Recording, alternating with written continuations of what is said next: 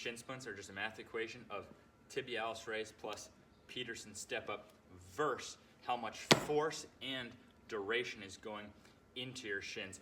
If we look at the heel, your tibialis actually wraps around to the inside there, so you may have had pain. I had pain for like 8 years there, and because of that, let's take a look at a bound, right? So I couldn't bound at all without excruciating pain, nor could I dunk, and that's why I didn't even get my first dunk off one foot till I was 27 years old. So I had both the duration from playing basketball and all the stopping, that was giving me shin splints, but if I tried to jump hard off one foot, the pain was excruciating, particularly in my surgery side, because I think I wasn't allowed to go knee over toe in the post-surgery rehab, so I think that prevented me from developing the soleus muscle. That's the second part of it. So the Peterson step up gives us a measurable for that side. Now let's look at a different image of me bounding on that side that would have killed to be there or there. It would have destroyed me. So you can see me bounding on this now. So now I actually have freakishly bulletproof shins, not just knees, and was able to accomplish that goal of dunking off one foot. And I've actually never looked back. I can dunk easily off either foot. I've done sessions of up to 100 dunks. I just don't get shin splints no matter how hard I try. But again, it is still part of that math equation. Just because of how good I've gotten at tibialis and Peterson step up, I'm dominating that math equation. This is actually prepped in Knee Ability 0 with a Patrick step plus a knee over toe calf raise, as well as body weight tibialis training. Then in dense, while continuing to build ankle extension and flexion strength, taking those even further, and working our ankle mobility by starting to load our split squat for those who can. Everyone works at their own level. We also add in slant board on both sides, and that then preps us incredibly for standards, where now I am looking at really measurable load on tibialis. This gives you some time to get the equipment. It's also super cheap equipment in the scheme of things. You can even use a floss band and still get a measurement with a dumbbell. I did that for years before there was the tib bar. So now we're getting in standards really measurable, and now we are finally doing the Peterson step up, which is simply way too advanced for most. But again, even within that, the Peterson step up itself, you have the height and you have the weight. Well, of course, the weight can come down, but it can go down all the way to assisting it, and so can the height. You see, so my mom is on these programs as well. She's on dense right now.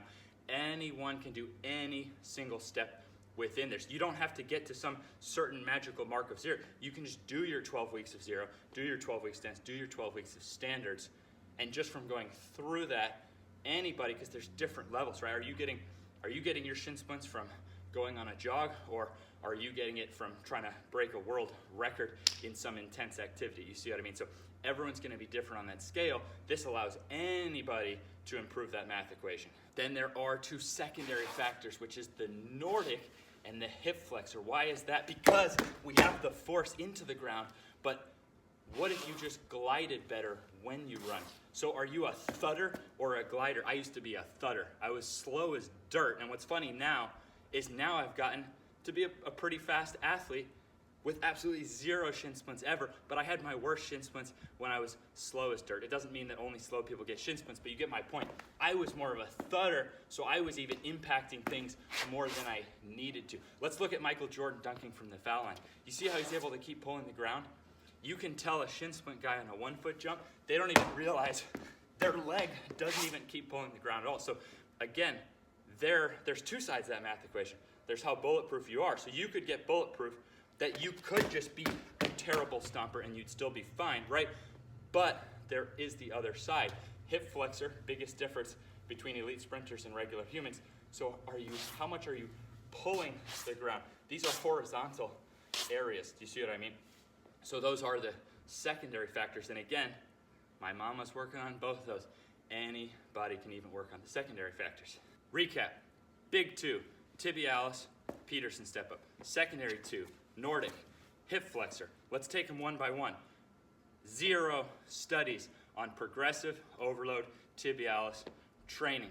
0 studies on a Peterson step up, even though that's been used to help athletes win Olympic gold medals. Now, even when we go to the Nordic, we only have studies on just fighting down. We have no studies on what the world's greatest athletes, the Tyreek Hills of the world, we don't have any studies on that, nor do we have any studies on a strict measurable exploding from the bottom like Marty St. Louis. These are things you can do or can't do.